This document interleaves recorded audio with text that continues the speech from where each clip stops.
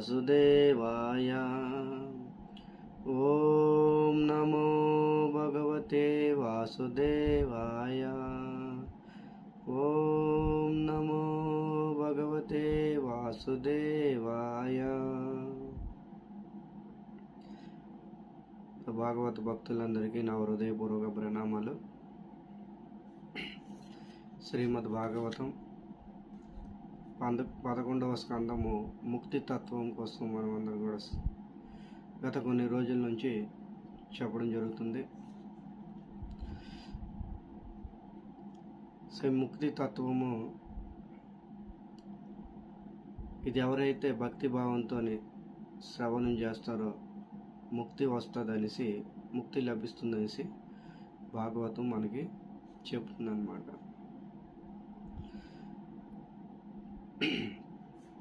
ఇలాంటి ముక్తి తత్వానికి సంబంధించిన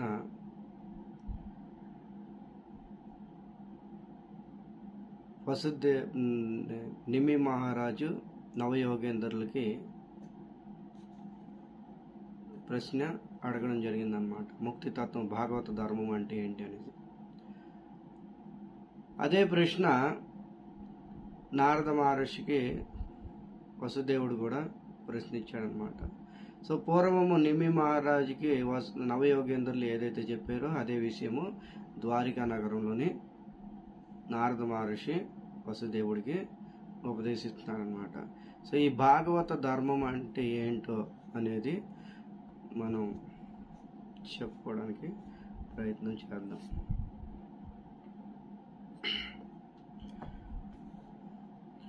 సో నవయోగేంద్రులు నిమి మహారాజు దగ్గరికి వచ్చారు. అందమైన ఆసనం ఇచ్చారు, వాళ్ళకి స్వాగతం పలికారు. పలికిన తర్వాత నిమి మహారాజు అద్భుతంగా చెప్తున్నారన్నమాట.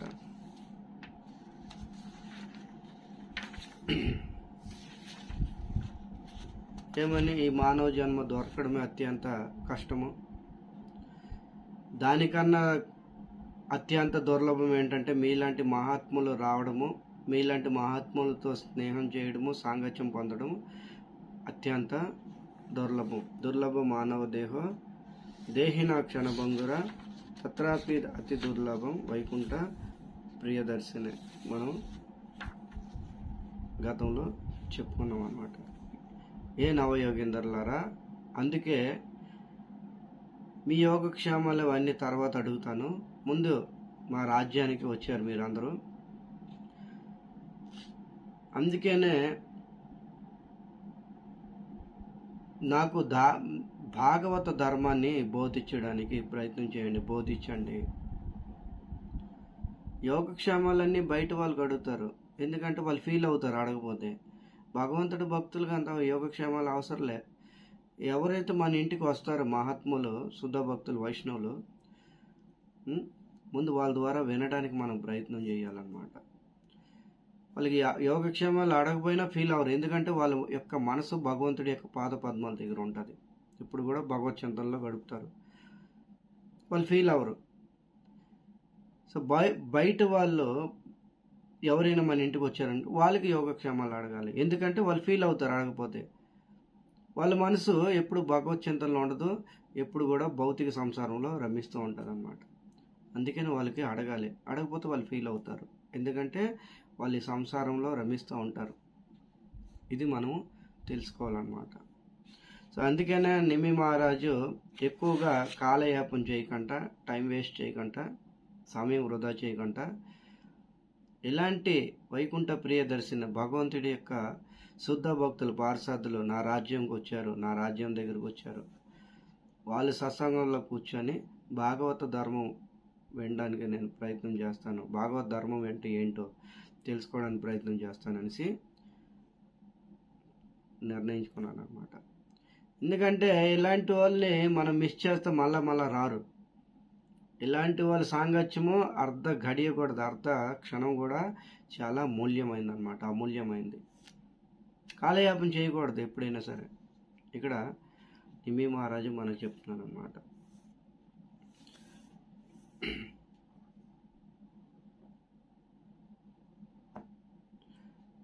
సో ఈ విధంగా నేను కాలయాపన చేయదలుచుకోవట్లేదు. భాగవత ధర్మం కోసము మాకు బోధించండి అనేసి నిమి మహారాజు నవయోగేంద్రుల్ని ప్రశ్నించారనమాట. నాకు అర్హత ఉంటే, నాకు వినే అర్హత ఉంటే మీరు బోధించండి దయచేసి. ఎందుకు? మీరు అనగులు, మీరు పాపరహితులు, మీరు చెప్పగలరు, చెప్పే సమర్థత శక్తి ఉంది. అందుకని దయచేసి నాకు భాగవత ధర్మం అంటే ఏంటో బోధించండి అనేసి ప్రాధేయపడ్డాడనమాట. డిమాండ్ కాదు, ప్రాధేయపడ్డాడు. సో ఈ విధంగా నవయోగేంద్రలో జ్యేష్ఠుడైన కవి ఈ విధంగా చెప్పడం ప్రారంభించారనమాట. శ్రీ కవి ఉవాచ 1 by 1 9 మంది 9 ఆసనాలు వేశారు. 9కి నవయోగేంద్ర 9 కదా, 9కి 9 ఆసనాలు వేశారు. 1 by 1 చెప్పారనమాట. అంతేగాని అందరూ ఒకసారి చెప్పలే. అంటే ఒకరు చెప్పింది ఇంకొకరు నచ్చకపోవచ్చు. మనలా కాదు, భేదభావం లేదు వాళ్ళకి. మనం ఒక ప్రభు చెప్తే ఇంకొక ప్రభువు నచ్చదు, ఆ ప్రభు చెప్తే ఇంకొక ప్రభువు నచ్చదు. నవయోగేంద్రులు అలా కాదనమాట. అందరూ చక్కగా ఏకీభవించి 1 by 1 చెప్పారనమాట. ఇది కవి చెప్పాడు, ఇది కరెక్టు. హవి చెప్పారు, ఇది కరెక్టు. పిపులాయన చెప్పారు, ఇది కరెక్టు. వాళ్ళు భావన అందరిది ఒకటే భావన అనమాట. మనలోని భావన అందరిది ఒకటి కాదు. ఒక ప్రభు చెప్తే నేను చెప్పింది ఇంకొకరు నచ్చదు, ఆయన చెప్పింది నాకు నచ్చదు, ఎదురు చెప్పింది ఇంకొకరికి నచ్చదు. ముండా మతిర్ భిన్న, ఒక్కొక్కరికి ఒక్కొక్క అభిప్రాయం, ఒక్కొక్కరికి ఒక్కొక్కటి ఇదనమాట. సో వాళ్ళు అలా లేదనమాట, కలత లేదు, అందరిది ఒకటే తత్వము, ఒకే భావన. సో కవి ఈ విధంగా చెప్తున్నారనమాట. మన్యేయకుచ్చి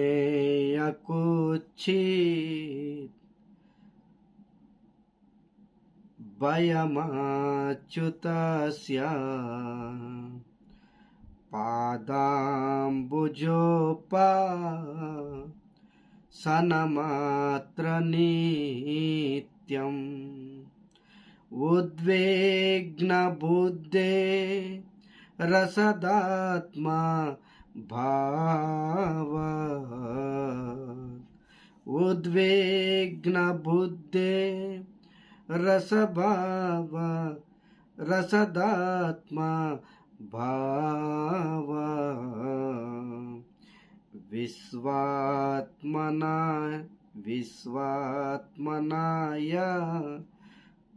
త్రనివర్తతే భీ. కవి ఏం చెప్తున్నారు? మన్య అంటే నాకు అనిపిస్తుంది, నా అభిప్రాయము, నేను ఈ విధంగా భావించుతున్నాను. నా అభిప్రాయము ఏంటి? కవి భాగవతం యొక్క సారము ఈ శ్లోకంలో చెప్తున్నారనమాట. భాగవత ధర్మము, ఆ ధర్మం యొక్క సారము ఈ శ్లోకంలో కొద్దిగా టచ్ చేస్తున్నారనమాట మనకి. ఏమని? మన్యే అకుచిత్ భయం అచ్యుత. అన్ని సమయంలో కూడా అభయప్రదాత అయిన అభయచరణుడి యొక్క శరణాగతి పొందడమే అన్ని భయం నుంచి జీవుడు ముక్తి అవుతాడు. సమస్త భయాల నుంచి కూడా, సమస్త దోషాల నుంచి కూడా ముక్తి అవుతాడు. ఎప్పుడు ముక్తి అవుతాడు? అభయచరణ మన్యే అకుచిత్ భయం అచ్యుత. అచ్యుతుడి యొక్క పాద పద్మాలు ఎవరైతే ఆశ్రయిస్తారో వాళ్ళు సమస్త భయం నుంచి ముక్తి అవుతారు. చూడండి ఎంత పెద్ద విషయం చెప్తున్నారు ఇక్కడ. మన్యే, ఇది నా అభిప్రాయము. కవి చెప్తున్నారనమాట, ఇది నా అభిప్రాయము, నేను భావిస్తున్నాను. ఇక్కడ భగవంతుడికి అచ్యుత అంటున్నారు అనమాట. గోవింద అనలేదు, కృష్ణ అనలేదు, రామ అనలేదు, ముకుంద అనలేదు, విష్ణు, నారాయణ ఏది అనలేదు అనమాట. ఏమని సంబోధిస్తున్నారు? అచ్యుత. అచ్యుత అంటే ఏంటి? ఆయన యొక్క స్థితి నుండి ఎప్పుడు కూడా చ్యుతుడవడు, పతనం అవడు. భగవంతుడి యొక్క స్థితి నుంచి ఎప్పుడు కూడా పతనం అవడు. ఆయన యొక్క స్థితి నుండి స్థిరంగా ఉంటాడనమాట. ఆయన స్థితిలోని అన్నిట్లో కూడా స్థిరంగా ఉండేవాడు, ఎప్పుడు పతనం అవడు. పతనం అవ్వనటువంటి వ్యక్తి ఆయన్ని అచ్యుత అంటారనమాట. దేని నుంచి పతనం అవడు? ఆయన అందం నుంచి పతనం అవడు. ఆయన యొక్క రూపం అందం ఉంది కదా, పతనం అవడు ఆయన ఎప్పుడు కూడా. ఆయన రూపము అనాది కాలం నుంచి ఈ రోజు కూడా ఒకలాగే ఎప్పుడు ఒకేలాగా ఉంటుందన్నమాట. 16 సంవత్సరాల 9 నెలల 9 రోజులు. బ్రహ్మగారు బ్రహ్మ సంహితలో కూడా చెప్తున్నారు అనమాట. ఆద్యం పురాణ పురుషం నవ యవ్వనం చ గోవిందమాది పురుషం తమహం భజామి. ఆద్యం పురాణ పురుషం, ఆద్యం సృష్టి ప్రారంభం నుంచి ఉన్నాడు. ఆద్యం పురాణ పురుషం, పురాణ పురుషుడు అనమాట. నవ యవ్వనం చ, నవ యవ్వనంగా ఉంటాడు. అంతేగాని అప్పుడు యవ్వనంగా ఉన్నాడు, ఇప్పుడు వస్తేవాడికి ముసలివాడు అయిపోయాడు, గడ్డం వచ్చింది, మీసాలు పండిపోయావు, వెంట్రుకలు గట్ట పండిపోయావు, అలా లేదురే. అవన్నీ భగవంతుడి కేసులు ఉండవు, మన కేసులు ఉంటావు అనమాట. మనము 16 సంవత్సరాలు అప్పుడు ఒకలా ఉంటాము, 40-50 సంవత్సరాలు అప్పుడు ఒకలా ఉంటాము, 70-80 సంవత్సరాలు అప్పుడు ఒకలా ఉంటాం అనమాట. మన స్థితులు మారుతూ ఉంటాం అనమాట. ప్రకృతి ప్రభావంతో మన స్థితులు మారుతూ ఉంటాం అన్నమాట. కానీ భగవంతుడి విషయంలో అలా ఉండదే. అందుకనే అచ్యుత అంటున్నాను అనమాట. ఆయన సౌందర్యం నుంచి పతనం అవడు. ఎప్పుడు కూడా 16 సంవత్సరాల 9 నెలల 6-9 రోజులు ఎప్పుడు కూడా అలాగే ఉంటాడనమాట. ఎంత తాగుబోత వ్యక్తి అయినా సరే, ఎంత మందు తాగి ఉన్న వ్యక్తికి మీరు చెప్పండి, అరే బాబు కృష్ణ యొక్క పిక్చర్ మీరు డ్రాయింగ్ గీయగలవా నువ్వు అంటే, వాడు యాజ్ ఇట్ ఈజ్గా కరెక్ట్గా తీస్తాడనమాట. ఆ మీసాలు ఉండవు, గడ్డాలు ఉండవు. ఆద్యం పురాణ పురుషం నవ యవ్వనం యవ్వనంగా ఉండేటట్టుగా అందంగా గీస్తాడు. వాడికి కూడా తెలుస్తుంది కృష్ణుడు ఎలా ఉంటాడని. అచ్యుత అంటాడనమాట ఆయన్ని. తర్వాత ఆయన ధనము నుంచి, ఐశ్వర్యం నుంచి పతనం అవడు. ఆయనకి ఎంత సంపద ఉంది. ద్వారకా నగరం నిర్మించాడు, సంపద తగ్గిపోయిందా? తర్వాత కుచేలుడికి ఇచ్చాడు, సుధామాకి. ద్వారకా నగరం లాంటి ద్వారకా ఇంకోటి నిర్మాణం చేశాడు కుచేలుడికి, తగ్గిందా? సో ఇలాంటివి తీసుకుంటే ఎన్నో ఉన్నామన్నమాట. ఆయన కీర్తి నశించదు, యశస్సు నశించదు, ఆయన అందము రసించదు. అందుకనే ఆయన్ని అచ్యుత అంటారనమాట. అందుకని ఇక్కడ ఏం చెప్తున్నారు? మన్యేయకుచ్చి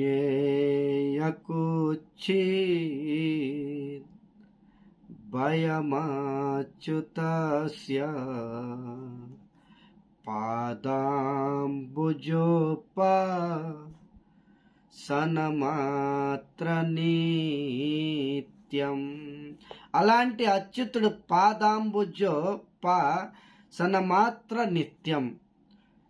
అలాంటి అచ్యుతుడి యొక్క పాద పద్మాలు ఎవరైతే ఆశ్రయిస్తారో, ఆశ్రయ పొందుతారో, ఒకరోజు 2 రోజులు కాదు, నిత్యం, ఎల్లప్పుడు కూడా, నిత్యం ప్రతినిత్యం, ప్రతిరోజు కూడా. ఏదో ఈరోజు భావం వచ్చింది, భగవంతుడి మీద ప్రేమ అనురాగం కారిపోయింది, అలా కాదు. తర్వాత రేపు నశించి అలా కాదు. ఎప్పుడు ఒకేలాగా, ఎప్పుడు భగవంతుడి పట్ల ఒకే విధంగా ప్రేమించాలి. భగవంతుడి పట్ల ప్రేమ నటన ఉండకూడదు సుమా. ప్రేమ ఎప్పుడు ఒకేలాగా ఉండాలి. ఈరోజు ఎంత ప్రేమ ఉందో రేపు కూడా అంతే ఉండాలి. ఎలాగైతే శబరి శ్రీరామచంద్రుడి కోసము అనేక సంవత్సరాలు వేచి చూసిందనమాట. గురువు గారు చెప్పి వెళ్ళిపోయారు మాతంగ ఋషి. కానీ గురువు గారు చెప్పారు ఏమని, శ్రీరామచంద్రుడు నీ దగ్గరికి స్వయంగా వస్తాడు నిన్ను ఉద్ధరించడానికి. సో మొదటి రోజు ఎంతైతే ఉత్సాహం ఉల్లాసంతో ఉందో చివరి రోజు వరకు కూడా అంతే ఉత్సాహం ఉల్లాసంతోనే మార్గాన్ని సేవ చేసింది, భగవంతుడికి సేవ చేసింది. సేవలో ఏమైనా కూడా తగ్గలే, కొద్దిపాటి సేవ కూడా తగ్గలేదన్నమాట. అలాగే నిత్యం అన్నమాట, నిత్యం ఒకేలాగా ఉండాలి భక్తి. భజతం ప్రీతిపూర్వకం, ప్రీతితోని నిత్యం కూడా భగవంతుడికి సేవ చేయాలి, భగవంతుడి యొక్క పాద పద్మాల్ని ఆశ్రయించాలి. పాద పద్మాలను ఆశ్రయించాలంటే ఆయన పాదాలు పట్టేసుకోవడమా, భగవంతుడి పాదాలు పట్టేసుకోవడమా? నో, భగవంతుడు ఏదైతే చెప్పాడో దాన్ని మనం ఆచరించడము, దట్స్ ఇట్. అంతేగాని భగవంతుడి దగ్గరికి వెళ్ళి ఆ డేటీస్ దగ్గరికి వెళ్ళి భగవంతుడి విగ్రహాల దగ్గరికి వెళ్ళి పాదాలు పట్టేసుకోవడం కాదు. భగవంతుడు ఏదైతే చెప్పాడో దాన్ని మనం ఆచరించడం. ఇక్కడ అదే చెప్తున్నాను అనమాట. పాదాంబుజప సనమత్ర నిత్యం, నిత్యము ఎల్లప్పుడు కూడా ఆ పాద పద్మాలు, భగవంతుడు అచ్యుతుడి యొక్క పాద పద్మాలు సేవన చేయాలి, ఆశ్రయించాలి ముందు. ఎందుకు? ఆయన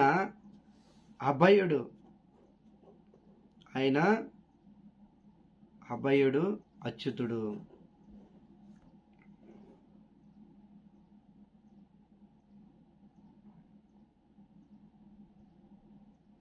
అందుకని ఇక్కడ కవి ఈ విధంగా చెప్తున్నాను అన్నమాట. కవి ఋషి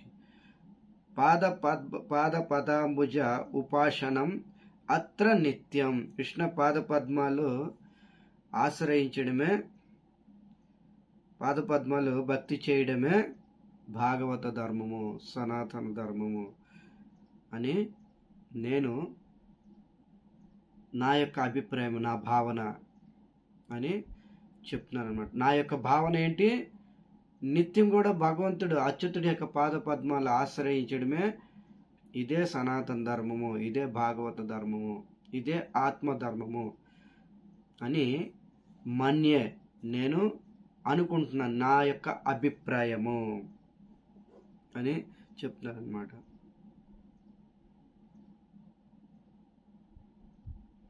సరే, ఇక్కడ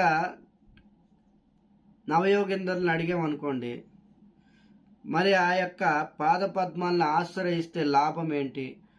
అచ్యుతుడి యొక్క పాద పద్మాలను ఆశ్రయిస్తే లాభం ఏంటి? దానికి ఇక్కడ చెప్తున్నారన్నమాట.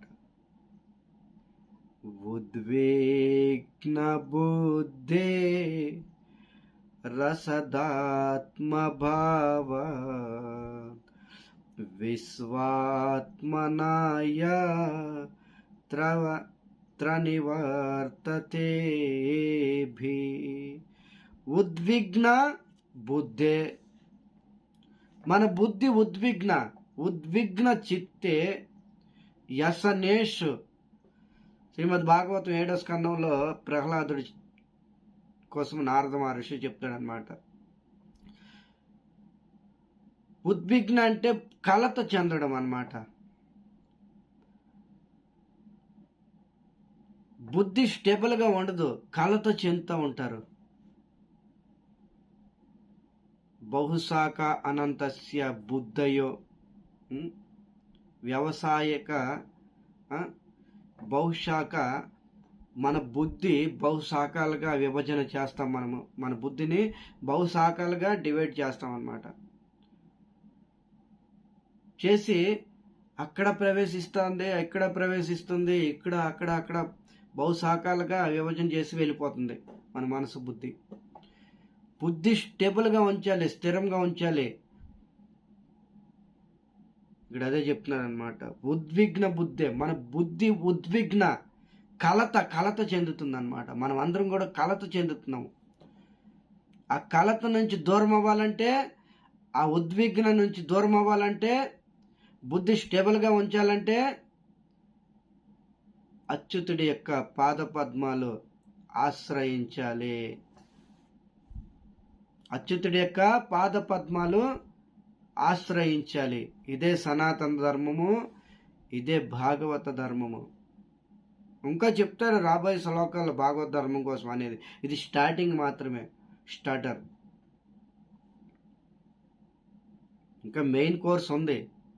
ఇది జస్ట్ ఒక టైలర్ లాగా చెప్తున్నారు ఈ శ్లోకంలోని. ఉద్విగ్న, మన బుద్ధి ఉద్విగ్నతో ఉందన్నమాట. దానికి కారణం ఇక్కడ చెప్తున్నారు అనమాట. ఎందుకు ఉద్విగ్న ఉంది ఈరోజు అందరి బుద్ధిలు, మీది కానీ నాది కానీ సమాజంలో అందరిది కానీ బుద్ధి ఎందుకు ఉద్విగ్న చెందుతుంది, కలత చెందుతున్నారు? జీవులందరూ కూడా, మానవులు ముఖ్యంగా కలత ఎందుకు చెందుతున్నారు? దానికి కారణం ఏంటి? దానికి కారణము కవి ఋషి చెప్తున్నారు అనమాట. ఉద్విగ్న బుద్ధే రసదాత్మ భావాత్. ఇక్కడ ఏం చెప్తున్నారు? అసత్ ఆత్మ భావత్. ఉద్విగ్న బుద్ధే అసత్ ఆత్మత భావత్. అసత్ వస్తువు మీద ఆత్మభావన పెట్టడము. అసత్ వస్తువు, ఈ సంసారంలో ఏ వస్తువు కూడా నిత్యం కాదు. అసత్యము అసత్ వస్తువు అన్నమాట. స్టాండర్డ్ కాదు, టెంపరవరీ. అలాంటి టెంపరవరీ సత్యం కాదు, అసత్యం. దాని మీద మన మనసు స్థిర పెట్టడము, దానికి మన బుద్ధి ఉద్విగ్న చెందుతుంది అన్నమాట. ఈ సంసారంలో ప్రతి ఒక్క వస్తువు కూడా జడమే. జడ వస్తువు మీద ఆసక్తి పెంచుకుంటున్నాం అన్నమాట మనం. ఈ సంసారంలో ఏదైతే వస్తువు ఉందో అంత జడ పదార్థమే, ఏదో ఒక రోజు నశించిపోతుంది. అలాంటి నశించిపోయే వస్తువు మీద మనం బుద్ధి మనసు పెడుతున్నాము. అది దూరం అయిపోతుంది, రోజుకి దూరం అవుతుంది. అది మనం పొందలేము.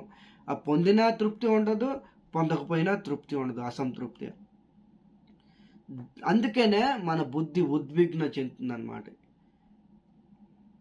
ఇక్కడ ఎంత అద్భుతంగా చెప్తున్నారు చూడండి. అసత్ ఆత్మభావత్. అసత్ వస్తువు మీద మనము మనసు పెడుతున్నాం అన్నమాట. మనసుతో పాటు బుద్ధి కూడా పెట్టేస్తున్నాము. ఇదే శాశ్వతము జీవితము, ఇది నా శాశ్వతము, ఇల్లే నా శాశ్వతము, కారే నా శాశ్వతము, నేను శాశ్వతము. అంతేగాని నేను కూడా శాశ్వతమే. నేనంటే ఈ శరీరం శాశ్వతము, తర్వాత ఈ ఇల్లు శాశ్వతం, నేను కట్టుకున్నాను లైఫ్ లాంగ్, 1000 సంవత్సరాలు బతికేస్తానేమో. తర్వాత నేను కారు కొన్నాను, ఇది నా శాశ్వతము. సో ఇలాగే ఈ విధంగా ఈ సంసారం జడ వస్తువుల మీద మనం ఆసక్తి పెంచుకోవడమే. దానికే ఉద్విగ్న చిత్తో మన మనసు బుద్ధి ఉద్విగ్న చెందుతుందన్నమాట.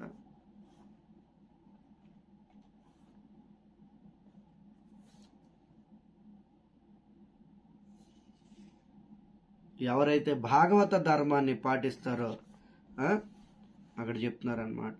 యత్ర నివర్తతే భీ. ఎవరైతే భాగవత ధర్మాన్ని ఆచరిస్తారో ఈ దోషాలన్నిటి నుంచి ముక్తి అవుతారు. యత్ర నివర్తతే. నివర్త అంటే ముక్తి, నివృత్తి పొందుతారు ఈ దోషాల నుంచి. ఏదైతే ఉద్విగ్న దోషం ఇవన్నీ కూడా పొందుతారు. దోషాలన్నీ కూడా నశిస్తాయి అని మన్య గుర్తుంచుకోవాలి. మన్య ఎవరు? నా అభిప్రాయము. ఎవరు అంటున్నారు ఇది? కవి, నవయోగేంద్రుల జ్యేష్ఠుడైన కవి ఋషి, కవి యోగేంద్రు ఈ విధంగా చెప్తున్నారు. ఇది నా అభిప్రాయము అని చెప్తున్నారనమాట. సరే, మరి భాగవత ధర్మము ఎవరు చెప్పారు, ఎలా వచ్చింది? దీనికి కూడా ప్రశ్న. నిమి మహారాజు నవయోగేంద్రుని అడిగారు అనుకోండి, ఈ భాగవత ధర్మం ఎవరు చెప్పారు, ఎలా వచ్చింది? నేను చెప్పాను భాగవత ధర్మం? నిమి చెప్పారా? నారద మహర్షి చెప్పారా? లేకపోతే ఇంకెవరెవరో చెప్పారా? ఇక్కడ చెప్తున్నారనమాట. భాగవత ధర్మము ఎవరు చెప్పారు దాని మీద చెప్తున్నారనమాట. నిమి మహారాజే సారీ కవి ఋషి ఈ విధంగా చెప్తున్నారనమాట.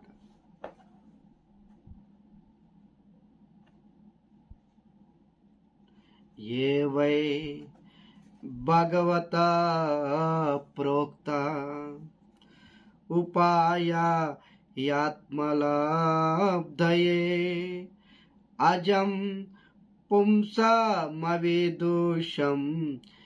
విద్ధి భాగవతాన్ హితన్ విద్ధి భాగవతాన్ హితన్. ఏ వై భాగవత ప్రోక్తో, ఈ భాగవత ధర్మాన్ని ఎవరు చెప్పారు ఇక్కడ చెప్తున్నాను అనమాట. ఏ వై భాగవత ప్రోక్తో, ఈ భాగవత ధర్మాన్ని స్వయంగా భగవంతుడే చెప్పడం జరిగింది. ఎవరో ఏరగర వ్యక్తి సమాజంలో చెప్పలే, స్వయంగా భగవంతుడు. స్వయం పద్మనాభస్య, పద్మనాభుడైన భగవంతుడు ముఖారవిందం ద్వారా ఈ భాగవత ధర్మ ఉపదేశము వెలువడిందనమాట. స్వయం పద్మనాభస్య. ఎవరెవరో చెప్పిందంటే అంత వ్యాలిడ్ ఉండదు. నేను చెప్పాను అనుకోండి వ్యాలిడ్ ఉంటుందా? మీరు చెప్పారు అనుకోండి వ్యాలిడ్ ఉంటుందా? భగవంతుడి ద్వారా వెలువైందనమాట. స్వయం పద్మనాభస్య, పద్మనాభుడైన భగవంతుడి యొక్క ముఖారవింద ద్వారా ఇది వెలువడైందనమాట పూర్వము. అందుకనే ఏవై భగవతో ప్రోక్త ఉపాయ ఆత్మలబ్ధయే, భగవంతుడిని ప్రాప్తించడానికి ఈ ఉపాయము తాను స్వయంగా చెప్పాడంట. చూడండి ఎంత కరుణ, చూడండి ఇక్కడ మనకు అర్థమవుతుంది. మనమందరం కూడా భగవంతుడి నుండి విముఖులం అయిపోయాము. మనం అంటే ఏంటి? ఆత్మలము. మనమందరము దేహము కాదు, దేహాన్ని తొడుక్కున్న ఒక జీవులం అన్నమాట. ఆత్మకి ఒక శరీరం వచ్చింది. సో మనమందరం కూడా ఆత్మ నుంచి పరమాత్మ నుంచి ఆత్మలు వేరే అయిపోయాం. భగవంతుడి నుంచి విముఖుడు అయిపోయాడు అనమాట జీవుడు. మన ఇచ్ఛానుసారంగా వచ్చాము ఇక్కడికి, భౌతిక ప్రపంచంలోకి పడ్డాము. మరి ఇచ్ఛానుసారంగా వెళ్ళిపోతామా? ఇక లేదు, నా తప్పు నేను తెలుసుకున్నాను, నేను వెళ్ళిపోతానా అంటే కుదురుతుందా? లేదు. వచ్చాం మన ఇష్టము, కానీ వెళ్ళడం మన ఇష్టం కాదనమాట. ఎంతవరకు అయితే ఈ భాగవత ధర్మము, సనాతన ధర్మము ఆచరించమో అంతవరకు జీవుడు మళ్ళా భగవద్ధామానికి చేరుకోలేడు, ఆ పరమాత్ముడి దగ్గరికి చేరుకోలేడు. శివుడు తన తండ్రి దగ్గరికి అంటే మనము చేరుకోలేము. ఎంతవరకు అయితే ఈ భాగవత ధర్మం మనం ఆచరించము, మన తండ్రి దగ్గరికి మనం చేరుకోలేము. అందుకనే భగవంతుడు తన ధామములో ఉండి ఆలోచించాడనమాట. నా బిడ్డలు, నా సంతానం నా నుంచి దూరం అయిపోయారు, మళ్ళా వాళ్ళు నా దగ్గరికి తిరిగి రావాలంటే నేనే ఏదో ఒకటి చెయ్యాలి అని ఆలోచించి ఈ భాగవత ధర్మం అనేది తను స్వయంగా చెప్పడం జరిగిందనమాట. ఈ భాగవత ధర్మాన్ని ఎవరైతే ఫాలో చేస్తారో, ఆచరిస్తారో వాళ్ళు తిరిగి నా దగ్గరికి వస్తారు సరళంగాని. భగవంతుడు కరుణతో నిండి ఈ భాగవత ధర్మాన్ని ఉపదేశం చేశారనమాట పూర్వం. అందుకనే చెప్తున్నారు ఏవై భగవత ప్రోక్తో ఉపాయ ఆత్మలబ్ధయే. భగవంతుడిని ప్రాప్తించడానికి మళ్ళా మనం భగవంతుడి దగ్గరికి వెళ్ళాలంటే మన తండ్రి దగ్గరికి వెళ్ళడానికి మన నిజమైన ఇల్లు వాకులు అక్కడ ఉంది, ఇక్కడ కాదు. మన నిజమైన ఇల్లు వాకులు అక్కడ ఉంది, నిజమైన స్థానము, నిజమైన ఊరు. సో మళ్ళా మనం మన ధామానికి, మన ఇంటికి మనం చేరుకోవాలంటే, మన తండ్రి దగ్గరికి వెళ్ళాలంటే ఈ భాగవత ధర్మాన్ని ఆచరించాలి. ఇది స్వయంగా భగవంతుడే చెప్పాడనమాట. భగవంతుడి ద్వారా వెలువడింది. ఈ స్వయం పద్మనాభుడైన భగవంతుడి యొక్క ముఖారవింద ద్వారా ఈ భాగవత ధర్మం వెలువడింది అన్నమాట. అందుకని స్వయంగా భగవంతుడే చెప్పాడు ఈ ఉపాయం. ఇదే ఉపాయం భగవద్గీతలో కూడా చెప్పడం జరిగింది అర్జునుడికి. ఇదే ఉపాయం భాగవతంలో కూడా ఇంకొక సబ్జెక్ట్లో చెప్పడం జరిగింది. ఉద్ధవుడికి కృష్ణుడు చెప్పాడు ఉద్ధవ గీత రూపంగా. ఇదే ఉపాయం కపిల ముని దేవహూతికి చెప్పడం జరిగింది భాగవతం 3వ స్కందంలోని. ఇదే ఉపాయము శ్రీమద్ భాగవతం 5వ స్కందంలోని తన 100 మంది కుమారులకి ఋషభదేవుడు చెప్పడం జరిగింది. స్వయంగా భగవంతుడు చెప్పాడనమాట ఇవన్నీను. ఈ స్వయం పద్మనాభస్య ఇవన్నీ భాగవత ధర్మమే. సో ఋషభదేవుడు చెప్పింది, కృష్ణుడు గీతలో చెప్పిన, తర్వాత కపిల ముని చెప్పిన, తర్వాత ఉద్ధవుడికి జ్ఞానం ఇచ్చింది. ఇవన్నీ భాగవత ధర్మం ఆంతరంగికులుగా వస్తాయి. ఇవన్నీ భాగవత ధర్మమే, సనాతన ధర్మము, ఆత్మధర్మం ఇవన్నీను.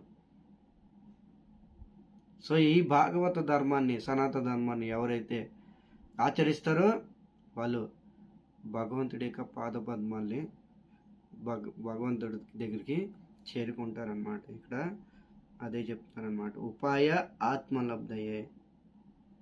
తర్వాత అజం పుంస అవిదూష. అజం పుంస అవిదూష.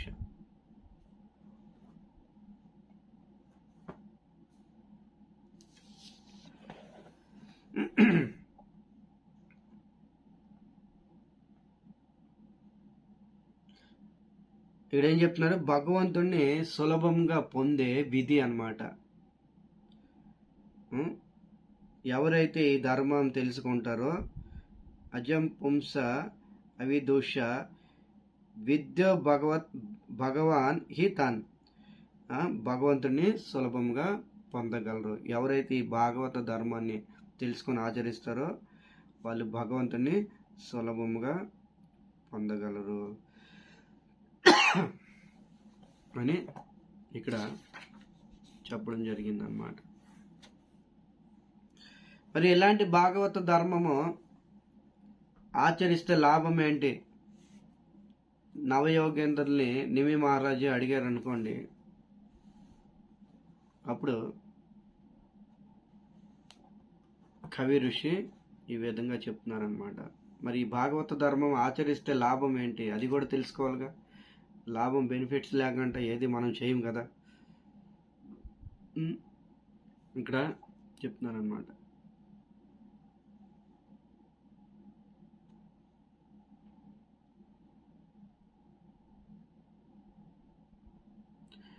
యనస్తాయ నరో రాజన్ నా ప్రమాద్యేత కర్హిచేత్ దావాన్ని మిల్యవనేత్రే నాస్తలినే నపతితః నాస్తలినే నపతితః. ఎవరైతే భాగవత ధర్మాన్ని ఆచరిస్తారో ఇక్కడ చెప్తున్నాను అనమాట. ఇలాంటి భాగవత ధర్మాన్ని ఎవరైతే ఆచరిస్తారో ఏం చెప్తున్నారు? యానస్థాయ నరో రాజన్. రాజన్ రాజన్ అని సంబోధన ఇస్తున్నారు అనమాట. కవి ఋషి ఎవరు చెప్తున్నారు? ఇది రాజన్ అంటే నిమి రాజు. ఒక్కోసారి రాజన్ అని వస్తుంది, ఒక్కోసారి నిమి అని వస్తుంది, ఒక్కోసారి విధేయ వస్తుంది. సో మనం తెలుసుకోవాలన్నమాట. ఇక్కడ ఏం చెప్తున్నారు? రాజన్ ఏ రాజా. యానస్థాయ నరో నరులు మాత్రమే ఆచరించదగ్గట్టిది ఈ భాగవత ధర్మం. అన్య పశువులు కాదు. అన్య పశువులు ఆచరించలేవు. ఒకవేళ మనం చెప్పినా బోధన చేసినా అవి చెయ్యలేవు. అందుకనే నరో అని చెప్పడం జరిగిందనమాట. నరో అంటే మానవులు మాత్రమే ఇది చెయ్యదగ్గటిది. చేయవలసిందే. ఎంత చక్కగా చూడండి, ఒక్కొక్క దాన్ని మనం విడదీసి ఈ విధంగా అర్థం చేసుకోవచ్చు. యానస్తాయ నరో రాజన్, హే నిమి రాజా,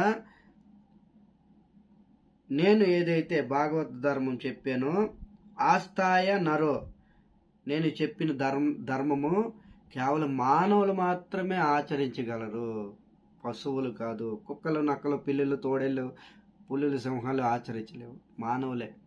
ఎందుకు? మానవుడే ఆచరించాలి. ఆచరించలేదు అనుకోండి, ఇక మనిషికి పశువుకి తేడా లేదు. ధర్మేణ హీన పశువి నరాన, మానవుడు ధర్మం ఆచరించాలి.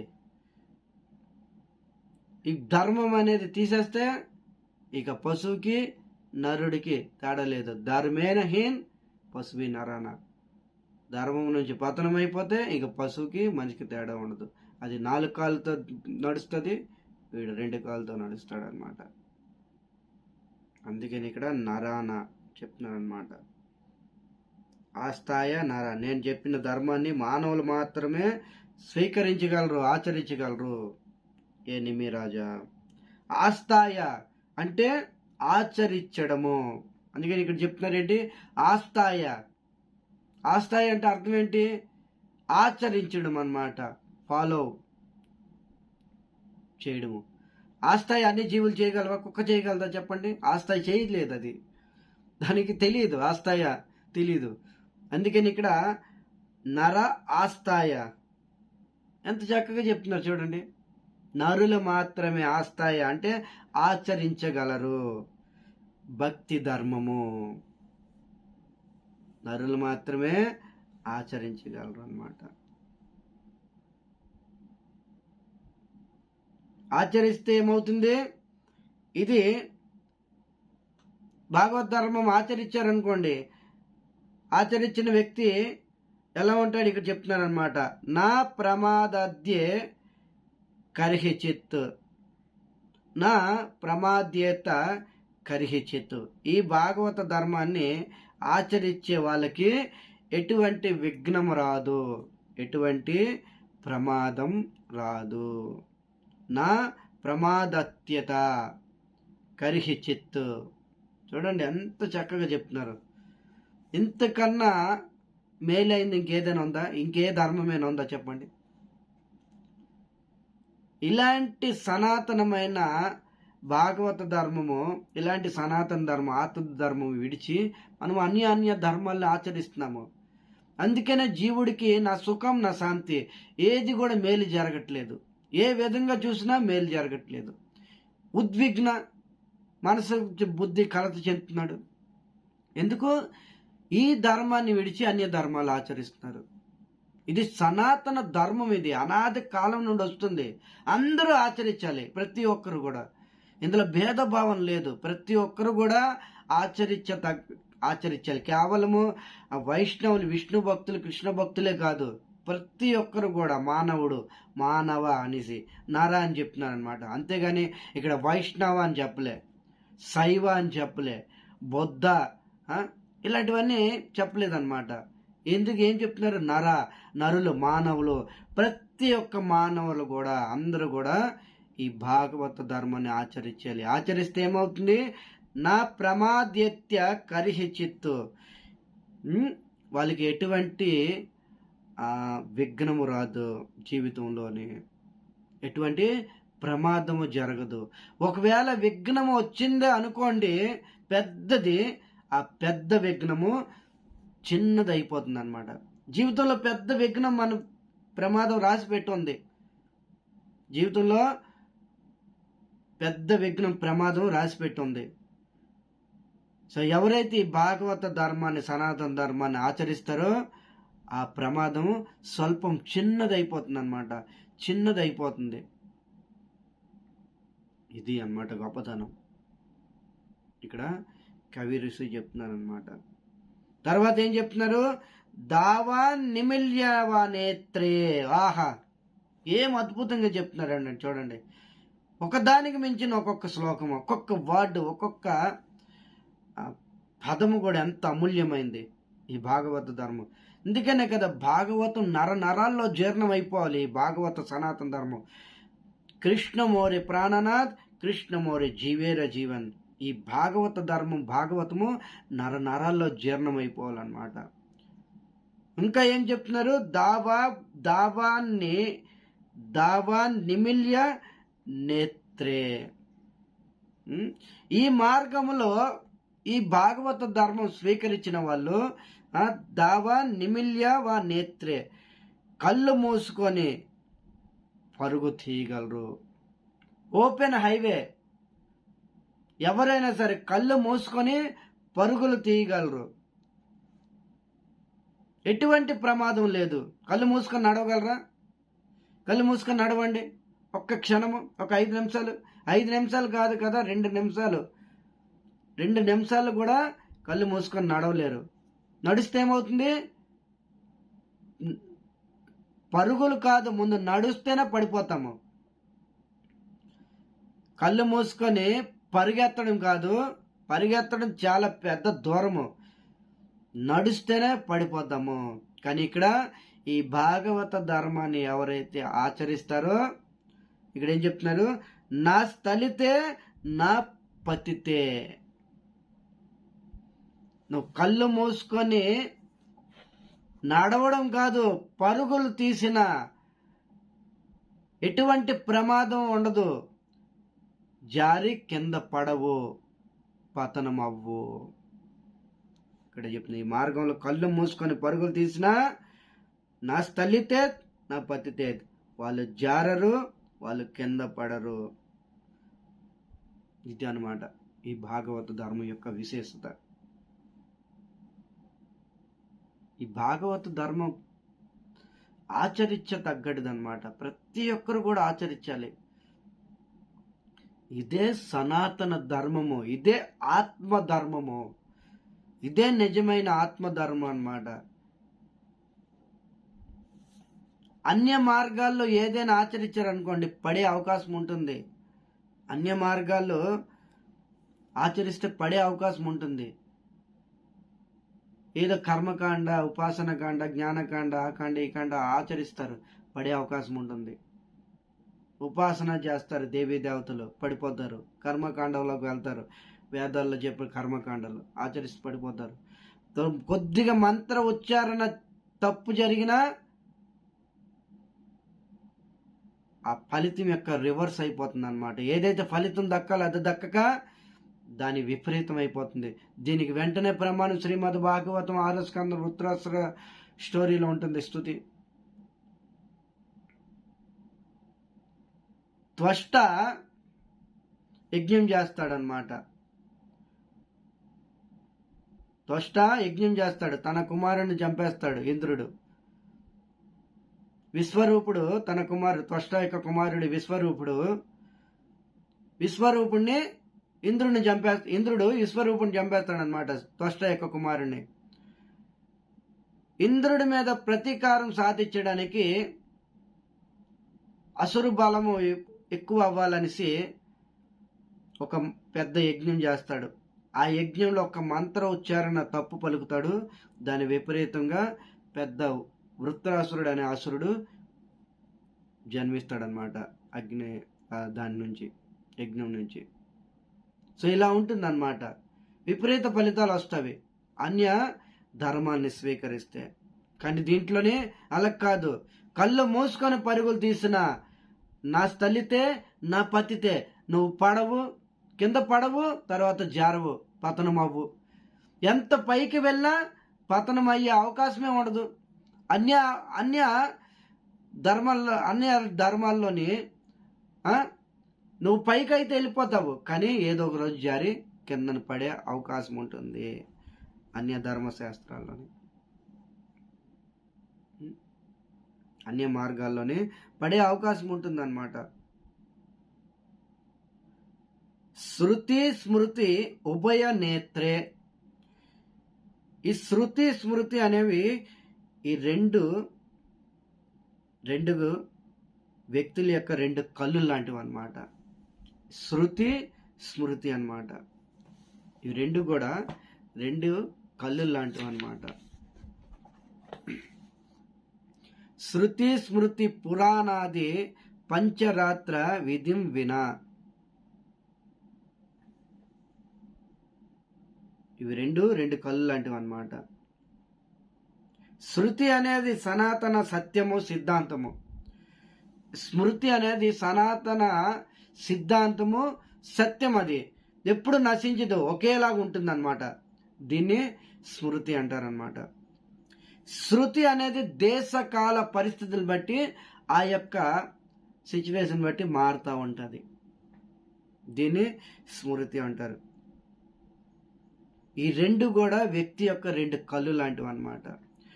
దీనికోసం అవగాహన లేకపోయినా, శృతి జ్ఞానము స్మృతి జ్ఞానము లేకపోయినా, కళ్ళు మూసుకొని భాగవత ధర్మం ఆచరిస్తే చాలు, నా స్థలితే నా పతితే, ఎటువంటి ప్రమాదం ఉండదు, వారు కింద పడడు, పడే అవకాశమే లేదు. దీన్ని పరుగులు తీయొచ్చు అన్నమాట. నడవడం కాదు, పరుగులు తీయొచ్చు. ఈ భాగవత ధర్మాన్ని ఎవరైతే ఆచరిస్తారో నడవడం కాదు, పరుగులు తీయొచ్చు. ఓపెన్ హైవే మీద పరుగులు తీయొచ్చు. పరుగులు తీసినా వాడు ఎప్పుడు కూడా పతనం అవడు. నా స్థలితే నా పతితే, ఇది దీని అర్థం అన్నమాట. శృతి స్మృతి మనకు అర్థం కాకపోవచ్చు, అర్థం కాకపోయినా పర్వాలే, ఈ సనాతన ధర్మం ఫాలో అవుతూ చాలు. ఇప్పుడు ఔషధం ఉంది, దాన్ని తెలిసి వేసుకున్నా తెలియక వేసుకున్నా దాని యొక్క ప్రభావం మనమే చూపిస్తుంది. అలాగే ఈ శృతులు స్మృతులు ఇవన్నీ కూడా మనకి అర్థం కాకపోయినా దాన్ని ఫాలో అవుతే చాలు, దాని యొక్క ప్రభావము చూపుతుంది. ఇది భాగవత ధర్మము. ఇక్కడ కవి ఋషి చెప్పడం జరుగుతుంది అన్నమాట.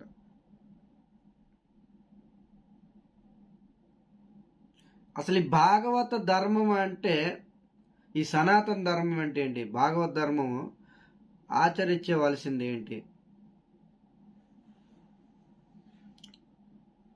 అసలు దేన్ని భాగవత ధర్మం అంటారు